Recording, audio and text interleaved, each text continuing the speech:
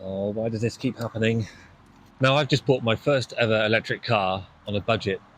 Now, after having it for 3 weeks now, I found some issues with it. So in this video, I'm going to show you all the issues I found with my budget electric car, how much it's going to cost to repair, and what I think about the first 3 weeks of driving this electric car. So join me and let's get into the video. Now, the reason why I bought this electric car on a budget was that I was frustrated about the lack of options in the UK for an affordable, cheap to run automatic car. I thought, why not bite the bullet and go electric? More about that on my first video on this channel, so please hit subscribe and check it out. I knew that buying an electric car on a budget would have issues, and I made sure that I thought through how I was going to charge it, if 80 miles range would be enough, and if there were enough of the shadow mode chargers available if it wasn't. I had a maximum budget of 3k all in, including taxes and insurance. So the car I chose was a 2015 Nissan Leaf with 61,000 miles. It's the Ascenta Plus edition, which comes with these cool blue wheels and faster onboard charging. I spent £2,400 on the car after it was originally advertised for £2,695 and spent £450 on insurance and £20 on road tax, bringing my total to £2,870. But later I'll create a list of all the parts that I might need and how much it might cost me, so stay tuned for that. After driving it for a while, I can now tell you what I found wrong with it, both cosmetically and mechanically. And there's one urgent issue that I need to get sorted quite soon, but I'll get to that later. So let's have a look around the exterior first to show you around all the issues that I found so far. So let's have a look around the outside of the car to see how it looks, if there are any scratches or major dents or anything like that. The car's done 61,000 miles and overall it looks pretty good. There's no major dents or scratches. There's just a small one here. And I think if you go to the other side, there's a small one over here too. Just by the door. Just there. But I mean, other than that, it's got a few marks here that I think can just be buffed off. And the bodywork's pretty good. The two major issues I've got though is this. These are the two major issues that I've got with the car, which is massive dent in the bonnet. It doesn't just extend into the bonnet, it goes into the wing as well. This is something that I knew when I was going to buy the car, because the previous owner had told me that there was an issue with that dent. And the other issue is this. Now there's a bit of rust appearing here. So the biggest issue with the bodywork is the roof here. There's a bit of rust patches here, as you can see. And then there's loads of these little dents and marks. Now the previous owner, or someone, maybe the guy selling it, was trying to kind of fix with some paint, but they kind of did a poor job and you can just still see it. But I guess they did a good thing because it kind of prevents the thing from rusting, so that the dents are still there, but at least the bodywork's not exposed. I've just noticed in here too, you've got lots of scratches, which is a bit of a shame. But other than that, the bodywork's pretty good, so I'm happy with it. Now the biggest issue I've had is not the bodywork, it's actually over on this corner here. And unfortunately, the tyre, front left one, has got a slow puncture. So that's what I've been trying to fix this whole time, seeing if there's an issue that I can find, like a nail in there, but there doesn't seem to be anything in there. The tyre treads are pretty low, so I'm going to get them replaced anyway soon. So stick around later, because I've done a lot of research on tyres to see how much I can replace the tyres for on a budget, because both fronts and rears, so I'm going to have to replace all four basically. But I don't think the rears are too bad at the moment, so I'm just going to replace the fronts at the moment.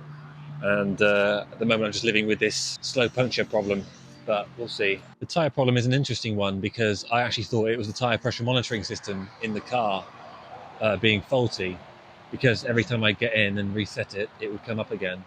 But it turns out it was just doing its job, and it was telling me that the pressures were low. So when I got back from driving it all the way home, I realized that the pressures were only on 20 bar on that corner. So basically, yeah, it's basically got a low puncture, because a week later I got into the car and the tyre pressure monitoring system came back on again. I guess that's a good thing though, because it means I don't have to replace the tyre pressure monitoring system.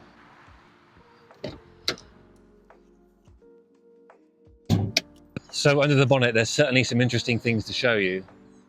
First of all, it's a bit grubby, to be honest. It's quite messy. So if you look at the areas here, it's just covered in leaves and old dirt and cobwebs and stuff like that. It needs a good clean.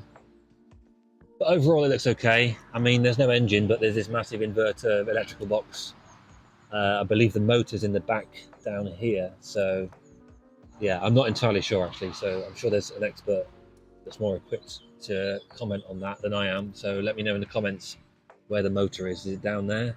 That's just a subframe, I think. Maybe it's down there. All the levels seem pretty good. Like, I think that's the brake fluid level. That's the battery coolant, maybe, level. Again, you're way more equipped than I am to talk about it. They've got some kind of protection or sludge on the battery terminals. But overall, it looks pretty good. The most funny thing about this car is with the suspension. Now, the way the wipers operate, there's a common issue where water will collect on either side of the windscreen and collect down here. That's where the suspension top mounts are. And unfortunately, water can gather there and cause lots of rust and kind of breaking apart over time and weakening it, which obviously makes it a real safety issue. So what the solution is that Nissan do, well, the owners do, is that they buy this cap that covers the top mount and protects it from water ingress. But this owner that owned this did not do that. They did something very funny. And if I just show you now, I'll bring this up. They put yogurt pots on either side as a solution with some kind of sealant on top. It's literally, if I poke it, it's literally a yogurt pot. I mean, it works, I guess, but it is the most funny thing about this car. I can't believe they did that. Now, it's unfortunate that these cars don't have like frunks or front boots or fruits, whatever they're called in the EV community, because a lot of modern EVs do for some reason. And back in the day, I guess they wanted to make it look like an engine, or they just didn't have the technology to make it more compact. And this unit is quite big, so it just acts like an engine. It's in a normal space as you'd expect an engine to be, but it would be nice to have like a front boot where you can store the charging cables, you know, first aid kits, if you break down the safety kits that you need and stuff like that. But this thing doesn't have it, so you have to store in the boot basically. As you can see, if you look inside, it's pretty clean, to be honest. Yes, I've got my cables and it's all messy, but overall the condition is great. I mean, the steering wheel's got a bit of age to it, but all the buttons are clean and tidy. There's no marks. All the buttons are there. All the buttons have no evidence of being overused. They're all still there with the icons on. The steering wheel controls are all there, and everything works on the interior too.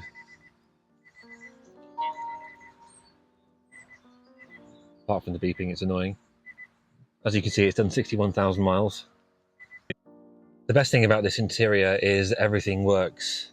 The air conditioning, the navigation, the aux, the Bluetooth, the USB connection, the heater, the steering wheel controls, phone connectivity, the cruise control, and the car's even got automatic wipers and automatic headlights, which is pretty impressive. If I bring that over there, it's very, very cool to see on something that's 10 years old and that kind of like a budget EV.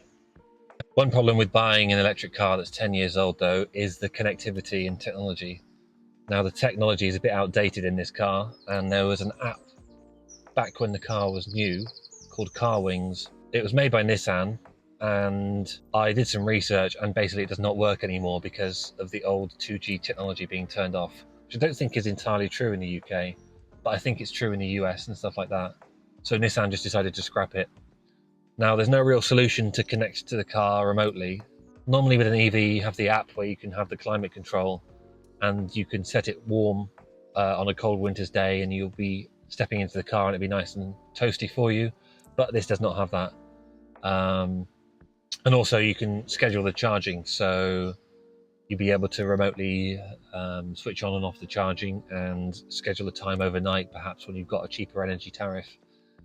But unfortunately you can't do that with this car with any kind of app, but it does allow you to do that if you want to do it through the infotainment system, which is really good. So if I show you that now, but you can do it through the car. So you've got the charging timer here, and as you can see I've got it between 1 and 5 a.m. because that's when my cheap electricity tariff turns on. And also you can do the climate control timer but at the same time, you don't need to really do it at this time because the car is so advanced anyway. It will get really hot or really cold quickly. Anyway, going back to the interior, I'm really impressed with this car. There's only a little bit of wear and tear here from maybe the previous owner getting in and out of the car a lot. It just naturally wears out over time. I mean, the car even has the original car mats. If you look, yes, they're filthy and they were way dirtier when I got the car, but I think that's still quite impressive. Also, the car even came with free glasses. Look, open this here. Someone's prescription, I guess, sunglasses. So if anyone wants them, because they're not my prescription, so if anyone wants them, comment down below and I'll send them to you for free. No, I'm joking, I won't. So far, the front and the back of the car hasn't got any problems really, only a few little marks and stuff like that. The biggest problem is in here, in the boot. Now, unfortunately, when I got the car, I didn't realise how bad it was. I knew there was an issue in here, but looking further, I realised it's really been, let's say, modified. So let's bring this open and I'll show you what's going on here. So as you can see, there's lots of trim that's been removed. There's the wheel arch exposed that you can see, you know, the blue colour of the outside of the cars. The chassis is exposed with all the resin or the glue to hold it together. And it's been cut off here and it's been cut off there too. You can see the boot floor and the car mat doesn't fit, as you can see. So basically what happened was I heard from the previous owner that they needed to have some kind of winch system to put something in the boot because they were disabled. And this is the result of all that.